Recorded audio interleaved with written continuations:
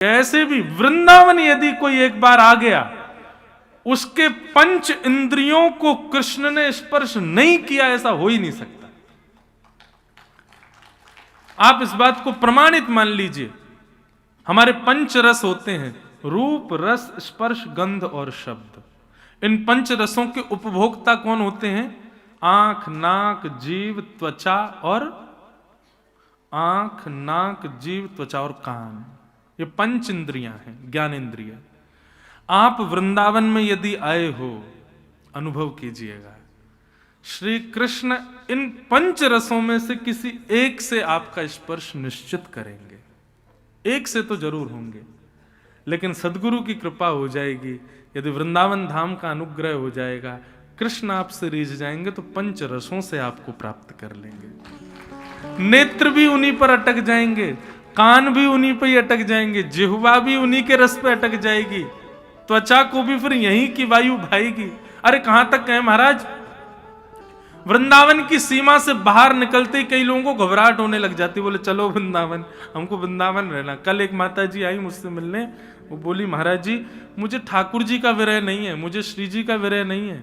मैं तो बोले मुझे तो वृंदावन का विरह रहता है, मैं राधा रमन राधा वल्लभ बिहारी जी जाने की मेरी इच्छा नहीं होती, बस छठी करा से गाड़ी मुड़ जाए तब लगता है कि अब श्वास में श्वास आई, अब लगता है कि अब मैं जीवित हूं। यहां से बाहर जाती घुटन होती है, किसी भी रूप में सही। ठाकुर जी आपका स्पर्श हर व्यक्ति का करते हैं, लेकिन सदगुरु की कृपा और वैष्णवों की कृपा हो जाए तो पंच रसों से आपका स्पर्श करते हैं ठाकुर जी। इसलिए उनका नाम है कृष्ण। जो कहीं से भी आपको अपनी ओर आकृष्ट कर लें वो कृष्ण है। रसखान नाम सुना है? रसखान के अंदर एक अवगुण था। कैसा अवगुण? को किसी भी सुंदर वस्तु को देखते थे उसकी ओर आकृष्ट हो जाते थे। इंद्रप्रस्थ में एक किसी वैष्णव के घर के बाहर से रसखान जा रहे थे, तो उसके छोटे से बालक को देख करके रसखान मोहित हो गए।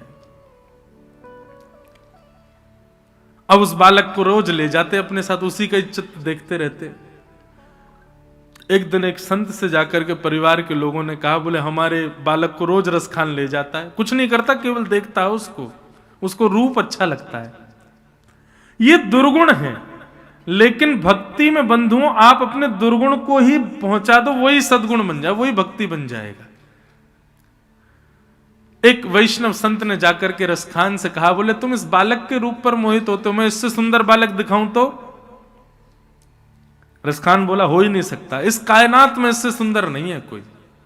बोले हम दिखाते हैं। झोली में से ठाकुर जी के सुंदर बाल स्वरूप का जब जैसे ही दर्शन कराया, रसखान ने जैसे ही ठाकुर जी को देखा, आहा मेरो मन गिरधर छवि पे अटक्यो, ललित त्रिभंगी चाल पे चल के चिबुक चारु गड़ी ठटक्यो, सजल श्याम घन वरण लीन है फिर चित अनत न भटक्यो, कृष्णदास किए प्राण ने छावर यह तन जग सिर पटक्यो, मेरो मन गिरधर छवि पे अटक्यो। बस व्याकुल हो गए रसखान, कहां है ये बालक? बोले वृंदावन में नंद यशोदा को लाला है, इसको प्राप्त करने के लिए कंठी पहननी पड़ेगी, इसको प्राप्त करने के लिए तिलक लगाना पड़ेगा, ये तभी गोदी में आएगा। इसको प्राप्त करने के लिए ब्रज को प्रणाम करना पड़ेगा, संतों को प्रणाम करना पड़ेगा, वृंदावन की परिक्रमा करनी पड़ेगी, जमुना जल में स्नान करना पड़ेगा, ब्रजवासियों के यहाँ से मांग मांग के मधुकरी पानी पड़ेगी, तब ये लाला प्रसन्न होगा। जिस गुण से ये रीझ जाए, रसखान ने सब लिख लिए और वृंदावन आकर के रीति का पालन करने लगा। कंठी माला कोई एक पहनता, लेकिन रसखान तो पूरे गले में, कानों में, हाथों में, पैरों सब जगह कंठी माला पहन ली। बोले क्यों? बोले मैंने सुना एक माला से रीझ जाता है, मैं तो इतनी सारी पहन लूंगा कि मुंह से ही रीझ हो रहे और कहीं जावे ही नहीं। ऐसे निर्माण हुआ भक्त राज श्री रसखान जी का। अवगुण से ही ठाकुर जी प्रसन्न हो गए। तो जो अपनी ओर आकर्षित करे वो कृष्ण, भगवान का नाम कृष्ण रखा गया। आगे ठाकुर जी की ऊधम बताए गए। श्रृंग्यग्निडम शशि जल द्विज कंटकेभ्य क्रीडा परावति चलि स्वसुतौ निषिद्धुम गृह्याणि कर्तुम् अपि यत्र न तद्यनो शोकात् आपतुरलम मनसो वतस्थान। ऐसा ऊधम मचाते हैं महाराज। भगवान से प्रार्थना करना ठाकुर जी जीवन में आए लेकिन ऊधम नहीं करें, क्योंकि इतना ऊधम करते हैं, इतना ऊधम करते हैं जिसकी कोई सीमा नहीं है। बहुत ऊधम मचाते हैं लाल जी। यहां पर वर्णन किया गया, गायों के सींगों से लटक जाते हैं और जब गैया खड़ी हो जाती है तो ऐसे लटक जाते हैं जैसे कोई वृक्ष पे फल लटका हो, और फिर गैया जोर जोर से सींग अपने हिलाती है तो गिरते हैं तो जाके गोबर के ढेर में ही गिरते हैं। श्रृंगी अग्नि से खेलते हैं, चूल्हा की लकड़ी लेकर के सबके पीछे भाग जाएं। अग्नि, श्रृंगी, अग्नि, जल, जल में कूद जाते हैं और फिर ऐसा नाटक करते हैं कि मैं तो डूब रहा हूं, अरे मुझको बचाओ, कोई बचाओ। जैसे कोई बचाने आता तो उसको भी खींच के डुबा देते हैं। श्रृंगी, अग्नि, जल, द्यमष्टि। द्यमष्टि का कितना सुंदर भाव है। ठाकुर जी रो रहे हैं, यशोदा मैया बोले लाला काय को रो रहे है? बोले कल ही हमारी गैया ने एक बछड़ा दियो। बोले अच्छा। मैंने वह बछड़ा को मुंह खोल के देखो, वाकई तो जन्म लेती सबरे दांत आ गए। मैं 3 बरस को है, मेरे 4 ही क्यों आए मैया? तेने मेरो लालन पालन बढ़िया ना कियो, देख वह गैया के बालक के सबरे दांत आ गए, मेरे क्यों ना आए? मेरे दांत कब आवेंगे मैया? और ठाकुर जी 4 दिन तक यूं ही रोते रहे कि मेरे दांत कब आवेंगे। द्यमष्टि, श्रृंगी, अग्नि, द्यमष्टि, द्विज। ठाकुर जी का एक स्वभाव है, क्या? ब्रज में कोई संत आ जाए, ब्रजवासी आ जाए तो सबसे जाके ऐसे झूठ में बोल देंगे, अरे आप यहां घूम रहे हो? कोई जान ना पहचान ऐसे ही, अरे आप यहां घूम रहे हो? बोले क्यों लाला? और नंद बाबा घर पे आपकी प्रतीक्षा कर रहे हैं, उनने तो 56 भोग बनाए हैं आपके लिए, आप घर जाओ, वहां जाकर आरोगो।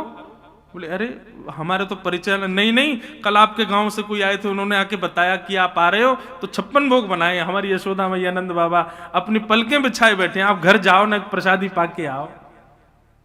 ऐसे पूरे ब्रजमंडल में आ गए लाल जी।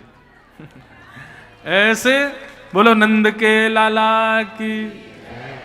ऐसे पूरे गोकुल में आने वाले रसिक संत महापुरुष जितने भी होते हैं, सब टोलियों को ढूंढ ढूंढ करके निमंत्रण झूठे का ही दिए आते हैं कि घर जाओ, नंद बाबा प्रतीक्षा कर रहे हैं आपकी। नंद भवन पे इतनी भीड़ हो जाती है, नंद बाबा और यशोदा मैया सोचें कौन ने निमंत्रण दियो भैया? बोले आपको लाला बोलो कि नंद बाबा यशोदा प्रतीक्षा कर रहे हैं। ऐसे हमारे ठाकुर जी ऐसी मधुर लीला करते हैं। श्रृंगी, अग्नि, द्यमष्टि, जल, द्विज, कंटकेभ्य। कंटकेभ्य का अर्थ क्या है कि नंद बाबा अपने शालिग्राम जी की पूजा करते हैं, पूरे घर की पूजा अर्चना करने के बाद जो भी जल आदि अभिषेक का होता है उसको एक जगह इकट्ठा कर देते हैं। ठाकुर जी कहते हैं पूजा तो भैया मेरी है, लेकिन अब मैं आ गया हूं, मेरी ना करें, इनकी करें तो मैं ही कूद जाऊं। तो अभिषेक के जल में जाके खुद कूद जाते हैं। अब कूदते तो इसलिए कि नंद बाबा ने पूजा करी, वह को स्वीकार कर लूं, लेकिन यशोदा मैया कहें लाला मुंह को तो ऐसा लगे तू पूर्व जन्म को सूकर दिखे। कभी तो गोबर में कूद जाए, कभी यहां पे कूद जाए, ये सब तो कितनों सजा धजाए लो आए करके यही में कूदे। ठाकुर जी बोले हाँ भैया सांची कह रही है, ये बड़ा अवतार भयो ना एक। बोले हाँ वो मैं ही तो हो, वो मेरो ही हो, वो बड़ा भगवान में ही बन के आयो। मैया के चल बावड़ो सो ऐसी बात न बना तो रे। ठाकुर जी सहज में सत्य बोल भी देते हैं, यशोदा मैया को विश्वास नहीं होता। ऐसी ठाकुर जी की मधुर लीला। अब एक लीला आती है कि वत्सांचन क्वचिद समय क्रोश संजात हास स्तेयं स्वादद्धिपयः कल्पितैस्तेययोगैः किमर्कान् भोक्षन् विभजति सचे नात्रिभाण्डं भिनत्ति द्रव्यालाभे सग्रह कुपितो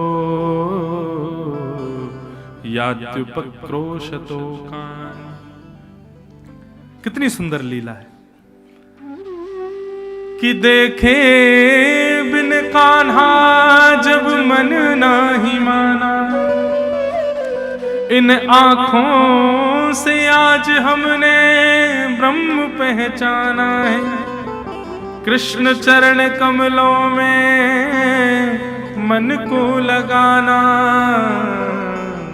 इन गोपियों का ताना ये उल्हाना तो बहाना है। 2-4 दिन यदि ठाकुर जी को देखे बगैर गोपियों के व्यतीत हो जाते हैं तो गोपियां आपस में मीटिंग करती हैं। गोपियां कहती हैं तेने लाला कब ना देखो। अच्छा देखो ठाकुर जी कितने साल के, 3.5 वर्ष के, और गोपियां कोई 60 वर्ष की, कोई 90 वर्ष की, कोई 40 वर्ष की, कोई 45 वर्ष की, कोई 20 वर्ष की, कोई 6 वर्ष की। ये बात सिद्ध करती है कि ठाकुर जी सब जो प्रेम है ना गोपियों का, ये निष्काम है, क्योंकि कोई उसमें उम्र नहीं है। यशोदा मैया की संग की सहेलियां भी ठाकुर जी को अपना प्रियतम मानती हैं। अब बताओ कहां तक जाओगे। बिना दांत वाली अम्मा भी ठाकुर जी को प्रियतम के रूप में देखती है। और सब गोपी कहती हैं तेने कब से ना देखो। बोले मुझको तो 2 दिन है गए। एक गोपी बोली अरे मैं तो कहा बताऊं, बार बार मूर्छा आ रही है। बोले क्यों, मायके ते आई हूं, 1 महीना है गयो, 1 महीना बाद आई हूं, मेरे तो नेत्रन में दर्द है रो, दर्श बिन दुखन लागे नैन, नेत्रन में दर्द है रो, कन्हैया दिखो ना है मुकु। अरे गोपी कछु करो, मुकु ने एक बार लाला दिखाई दो। तो सब गोपियों ने मंत्रणा की क्या करें। बोले देखो लाला पे बोलवो तो आवे ना है, बाकी झूठी झूठी शिकायत कर दें यशोदा मैया ते जाके, तो यशोदा मैया डांटवे मारवे फटकारवे को लाला को बुलावेगी, सोई हमको दिख जाएगा। बोला हाँ ये बात बढ़िया है। तो सब गोपियां झूठी झूठी शिकायत लेके गई हैं ठाकुर जी का दर्शन करने। गोपियां जाकर खड़ी हो गई। यशोदा मैया बोली अरे आज इतनी सारी गोपी कैसे। गोपियों ने अपने चेहरे का रंग बदला, आंखों का ढंग बदला, और क्रोध भर के बोली मैया तुम अपने लाला को समझा लो, नहीं तो काउदना देख लेंगे हम या को। यशोदा मैया बोली कहा कर दियो मेरे लाला ने। बोले जे मत बोलो, कहा कियो, यूं गिनती करो कहा ना करे, वो सब तो करे, सारे ऊध हमें तुम्हारे लाला के भीतर। मैया बोली ऐसे आरोप मत लगाओ मेरे लाला पे। हाँ मैं बता रही हूं, पहले बताओ कहा कियो। तब गोपियां कहती हैं वत्सान मुंचन क्वचित समय क्रोश संजात हास। बोले आपको लाला चोरी करे। यशोदा मैया बोली काय की, तुम्हारे गहने चुरा लिए, रत्न चुरा लिए, काय की। बोले नहीं स्तेयम स्वादधिपय। काय की चोरी करे। बोले माखन की, दूध की और दही की। यशोदा मैया जोर से हंसी। बोले वाह मेरे घर में कुआं है घी के, मेरे घर में पहाड़ है मक्खन के, और वह पहाड़ और कुआं को छोड़ के मेरो लाला तुम्हारे घर जावेगो चोरी करवे। आ गई है बात बनाती भाई चोरी करे। बोले ना मैया हम साची कह रही हैं। अरे नेक सो लाला है, कभी ऐसी आके खा गए होगा तो वक्त चोरी को इल्जाम मत लगाओ। अरे कभी कभी ऐसा हो बालकन को अपने घर को भोजन बढ़िया ना लगे, दूसरे को घर को बढ़िया लगे। ठीक है चंचल है मेरो लाला, मैं जानू, लेकिन ऐसा चोर थोड़ी है। प्रेम ते गोद में बैठा खिलाए दे करो, कभी आ जाए करे तो गोद में बैठा के अपने हाथ से खवाए दे करो, कछु ना के गो। गोपियां बोली मैया हम करके देख चुकी हैं, तुम्हारे लाला को गोद में बैठा के मक्खन खवा में सब मुंह उतार के ऐसा टेढ़ो सा कर ले और ऐसा बिगाड़ ले जैसे नमक खा लियो हो, और ऐसे जीभ निकाल के थू थू और करें। हमने की लाला कहावे हो मक्खन में स्वाद ना है। वो ना मक्खन में स्वाद तो तभी आवे जब चोरी करके खावे। ये प्रेम ते खवा रही हो या में स्वाद ना आवे, हमें तो चोरी को ही मक्खन बढ़िया लगे। ऐसा हो तुम्हारो लाला। मैया बोली ऊंचे छीके पे टांग दे करो, अंधेरी कोठरी में रख दे करो, वाकू डर लगे हाउ ना आ जाए, हवा ते डर लगे, अंधेरी कोठरी में रख दे करो। मैया हम सब करके देख चुकी हैं। एक गोपी बोली मैंने ऊंचे छीके पे टांग दियो, सो इतना बड़ो बांस लेके आयो कहीं ते, चोरी ते आके और नीचे ते एक टक्के मारो, मटको फूट गो, नीचे ओक लगा के सबरे मक्खन को पी गयो। एक गोपी बोली मैंने अंधेरे में धर दियो, लेकिन वाकई जो पद्मराग के कंगन है वो अंधेरे में जाती चमकन लगे मैया, वो अंधेरे में जाके चोरी कर ले। हम सब करके देख चुकी हैं।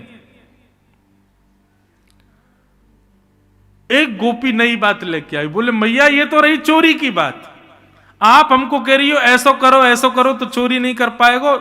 चोरी अगर हमारे घर से नहीं कर पाए तो भी हमारो जीनो दुश्वार है। हमारे घर से चोरी कर ले जाए तो हमारे लिए घातक है ही, अगर हमारे घर से प्रयास करने पे भी चोरी नहीं कर पायो तो हमारे घर के बाहर ऐसे कट्टस कर जाए, बोले या घर से चोरी नहीं मिली, जब तक हमको माखन नहीं मिलोगे या घर के सब लोगों को जीनो दुश्वार करूंगो। बोले कहा करे, बोले वहां पे पेड़ पे चढ़ के बैठ जाएगा, हम जब निकलेंगे से ऊपर तो गिलो तो कंकड़ फेंक के मार दे, हमारे बालक अकेले बाहर निकल जाए तो ऐसा जोर से नोच के भाग जाए। एक गोपी बोली मेरे संग जो कियो वो कोई के संग नहीं करे। बोले कहा कर दियो, बोले मैं हनादि निवास तो, बोले मेरे घर आयो चोरी नहीं कर पायो तो सवेरे सवेरे मुझसे बोलो तेरे घर से चोरी नहीं आई है, कल हमको मक्खन नहीं मिलो है। मैंने की तो लाला अब कहा, बोले कल तेरे घर में सब भूखे रहेंगे, तेरे घर भोजन ही नहीं बनेगा। बोले ऐसा कहा करेगा, बोले तू देखियो कल कहा करूंगा मैं। यशोदा मैया बोली कहा कियो, बोले मैया हम सब लोगन के उठवे ते पहरे तुम्हारो लाला आयो और सवेरे सवेरे धोती वोती उतार के और नंगो है के हमारे चूल्हे पे बैठ के सब कर आयो। अब बनाओ भोजन, कैसे बनाओगी। मैया ने मुंह पे हाथ रखो, बोले सांची कहो मेरो लाला ऐसो करे। बोले मैया हम सच्ची कहनी तुम्हारे लाला ने ऐसो किया। ये सब बातें सत्य नहीं है बंधु, ये सब बहाने हैं गोपियों के। एक गोपी बोली मैं अपने घर में पंजीरी भूज रही, तुम्हारो लाला आ गयो।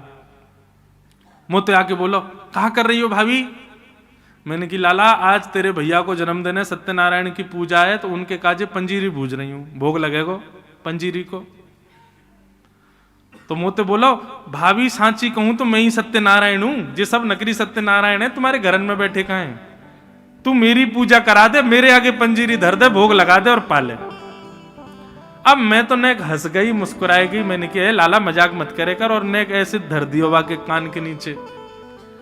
तो मुझे तो बोलो तेने असली सत्यनारायण को अपमान किया तो को भोगना पड़ेगा। मैया बोली फिर क्या कियो। बोले कहां ते कुत्ता के दो पिल्ला उठा लाया और सत्यनारायण भगवान के सिंहासन पर धर के भाग गयो और मुझे बोल के गयो नेक सत्यनारायण को जाके देख लियो अपने इनको। मैंने जाके देखे तो परमानंद दास को ठाकुर लायो पिल्ला घेर। ऐसो तुम्हारो लाला। बंधुओं ये ठाकुर जी का स्वभाव है, ये त्रिलोकी नाथ का स्वभाव है, ये जगन्नाथ का स्वभाव है। ये हमारे वृंदावन बिहारी लाल बड़े सीरियस लगते हैं ना, है नहीं है बिल्कुल भी। संसार के लोग अपने आप को बनावटी दिखाते हैं, अंदर से कुछ और होते हैं। ऐसे हमारे लाल जी भी दिखाते ऐसे हैं कि हम बड़े सीधे हैं, बड़े सच्चे। देखो यूं ही खड़े रहे, वे बहुत चतुर हैं भैया।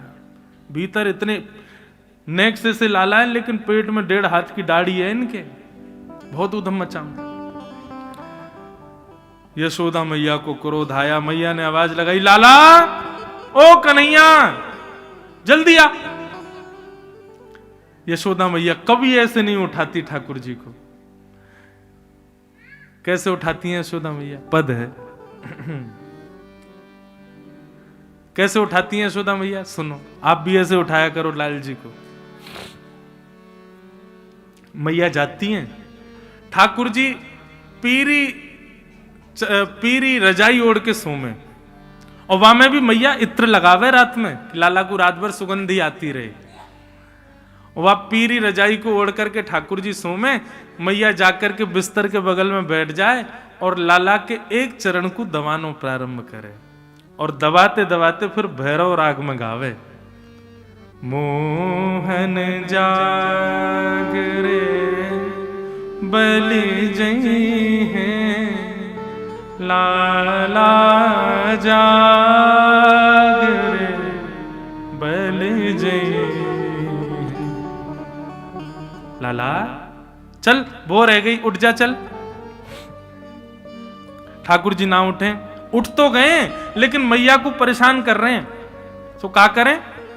ऐसे चदरिया हटाए के अपनी आंखन को निकारें और टिमटिमाते हुए मैया को देखें।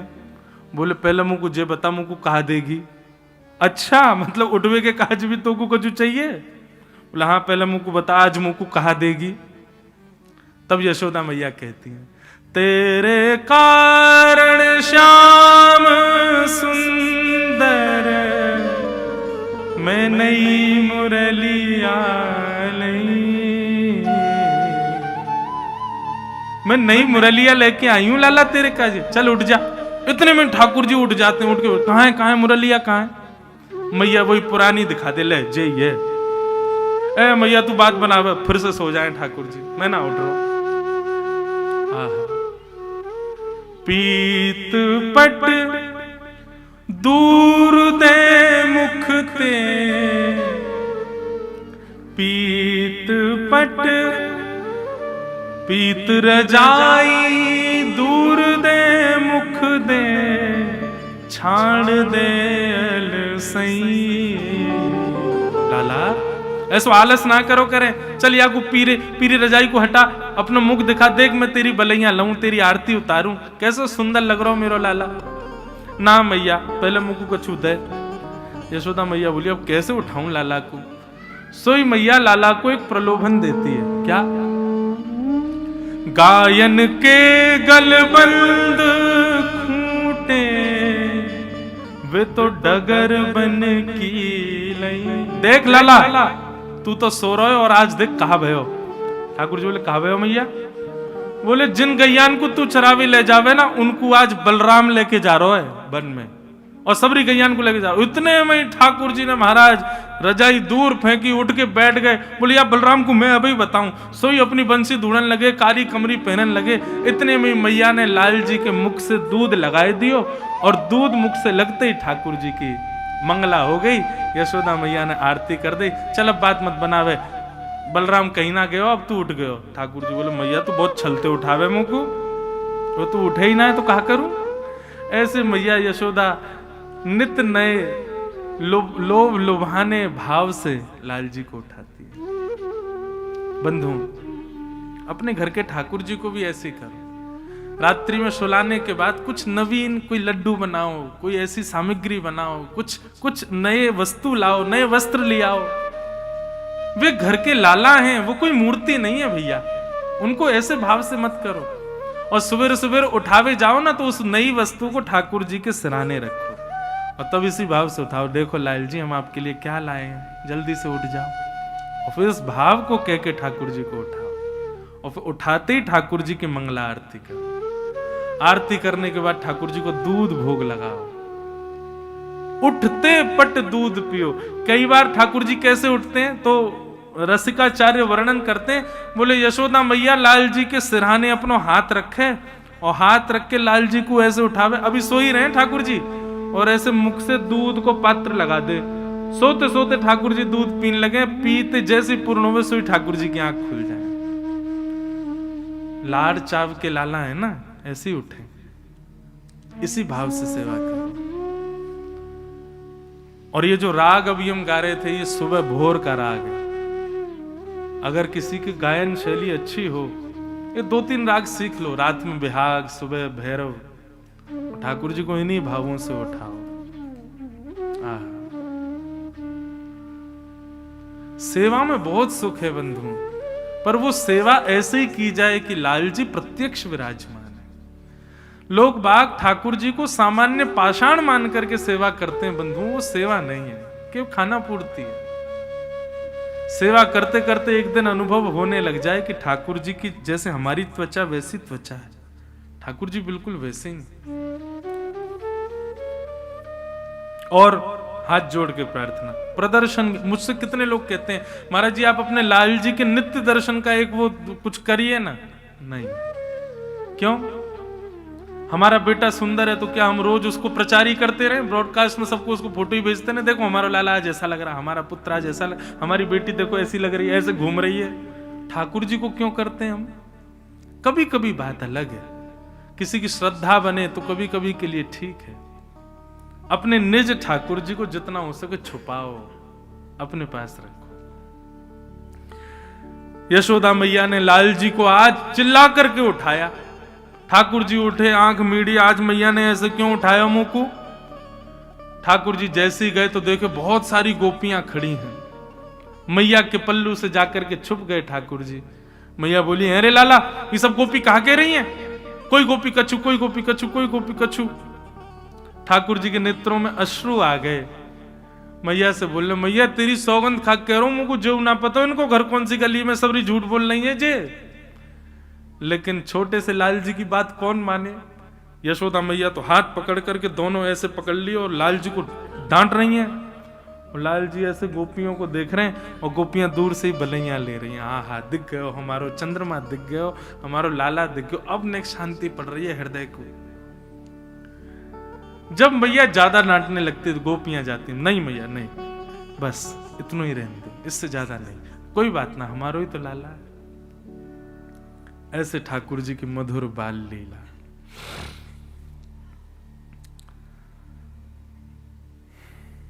अब हम शीघ्र आगे चलें। भगवान की आगे दामोदर लीला आती है। एक दिन ठाकुर जी को मैया ने ठाकुर जी को ऊखल से बांध दिया। ठाकुर जी ऊखल में बंध गए।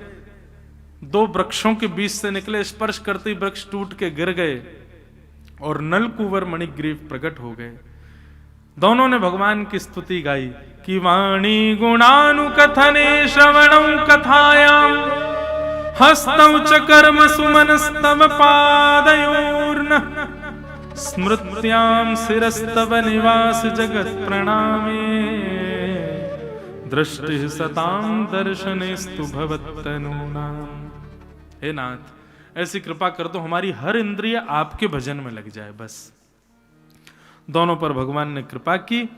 ब्रजवासियों ने जैसे देखा वृक्ष टूटे पड़े हैं, यशोदा मैया ने संकल्प कर लिया, अब हम यहां नहीं रहेंगे, चलो मैंने वृंदावन की ओर, वृंदावन की ओर, वृंदावन की ओर, चलो मन वृंदावन की ओर, चलो मन वृंदावन की ओर, जहाँ विराजत राधा रानी, जहाँ विराजत राधा रानी, नटवर नंद किशोर, नटवर नंद किशोर,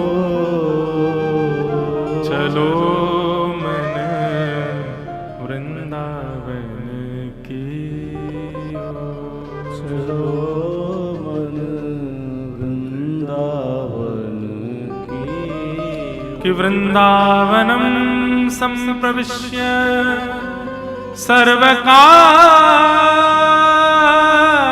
सर्वकाल सुखावहम्। बोलो वृंदावन धाम की। जिस वृंदावन में आप बैठे हैं ना बंधु, संपूर्ण भागवत में भगवान जितनी भी जगह पर गए हर जगह का वर्णन किया गया, परंतु ऐसा कहते हैं कि जैसे एक भाव हम लोग कभी कभी रखते हैं ना, बस ये मिल जाए फिर चाहे हमें कुछ ना मिले हम सब सह लेंगे, ऐसी हमारी कभी भी स्थिति होती है। ऐसी ठाकुर जी की स्थिति वृंदावन के प्रति है। यहां पर एक शब्द वृंदावन के लिए कहा गया, सर्वकाल सुखावहम। ठाकुर जी कह रहे हैं वृंदावन में कैसे भी रखो मुझे, मैं प्रसन्न हूं। ठाकुर जी कह रहे हैं अगर हमारा भोग ना लगे, श्रृंगार ना हो, हमारा नैवेद्य ना हो, हमारे साथ कोई लीला ना हो, केवल हम वृंदावन की सीमा के भीतर हैं, कुछ ना भी मिले तो भी हमको सुख लगता है। इतना प्रिय है ठाकुर जी को वृंदावन। क्यों?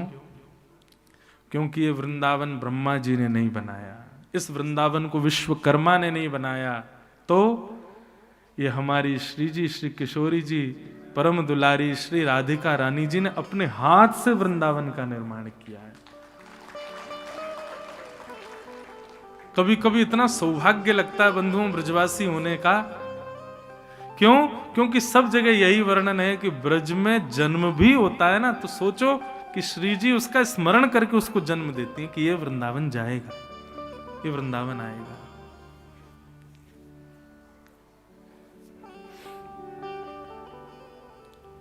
प्रार्थना करना बंधु, हमें वैकुंठ ना मिले, हे बिहारी जी कृपा कर देना।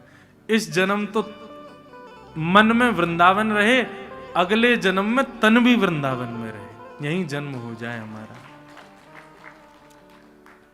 बस और कोई अभिलाषा नहीं।